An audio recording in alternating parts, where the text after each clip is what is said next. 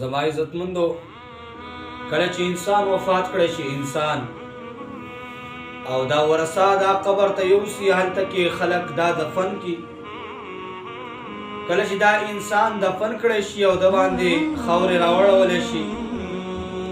او د ده نه دا باقي کم ژوندي انسانان چې دي دا واپس راشي کله چې را روان شي دي نو په دغه ځای کې یو انسان یا به دا انسان که مؤمن مسلمان وي او نیک عمله وي یا دا انسان دا که مؤمن مسلمان نه وي او د نیک اعمال نه وي کړي دا خبره سمج سره واوروئ چې کله انسان هغه قبر کې کیږي او دا باقي خلک ترې روان شي او راشي وایي چې کله دله د حساب کتاب فرشتي راشي او د ده نه تفوس کوي او د ده نه اول دا درې سوالونه کوي چې من ربک من دینک دغرنګې من نبیک دا درې سوالونه ترې وکړي کله چې د ده نه دا درې سوالونه وکړي چې اول کې که ته چېرته کې دنیا کې نیک اعمال کړي وي د حضور علیه الصلاة والسلام او د الله پاک د قرآن او د تعلیماتو ماتحت زندگی دی انسان تېره کړي وي او دې نیک عمله وي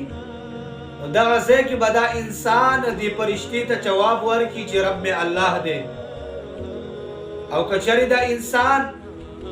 د الله جل جلاله د قرآن او د حضور علیه الصلاة والسلام د احادیث مبارکه او ماتحت زندگی نه وي تېره کړي د قرآن مجید د احکاماتو نه ځان لرې ساتلی وي د حضور علیه الصلاة والسلام مبارک د احادیثو نه ځان لرې ساتلی وي او نا خبرو کې د ځان ساتلی وي نیک اعمال یې نه وي کړي نو دغه انسان به دغه ځای کې دا سوال نشي ټیک کولی بلکې دا به ورته وایي لا ادري زه نه پوهېږم او دویم سوال چې ته وکړي هغه به بیا دغه شان چې غلط کړي ورته بیا دریم سوال هغه کې ناکامه شي چې کله ناکامه شي نو رب العزت به فرشتو ته وفرمایي چې ده د دوزخ یو بستره په دې قبر کې خوره کوي مطلب دا چې ده ته عذاب ورکوي نو یو د قبر کې یو ته د دوزخ یو بستره خوره کوي لباس د جهنم ورته ور واغوندوي او دته د جهنم د سیډه یو دروازه کولاو کوي د دې قبر ته چې د جهنم اکما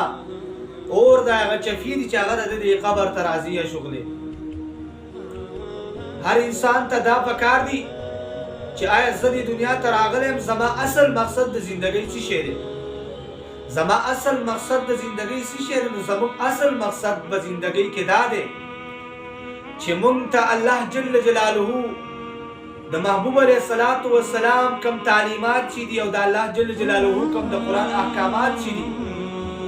د هغې ماتحت زندګي تېره کړو د هغې پیروي وکړو په هغې باندې عمل وکړو د هر انسان زړه ته تکلیف نه رسو بل انسان ته رور ووایو او داسې زندګي تېره کړو د مینې محبت سره چې په دې ژوندون باندې دا انسان ستانه خوشحاله په هغه ژوندانه باندې خوشحاله زندګي دی ته وایي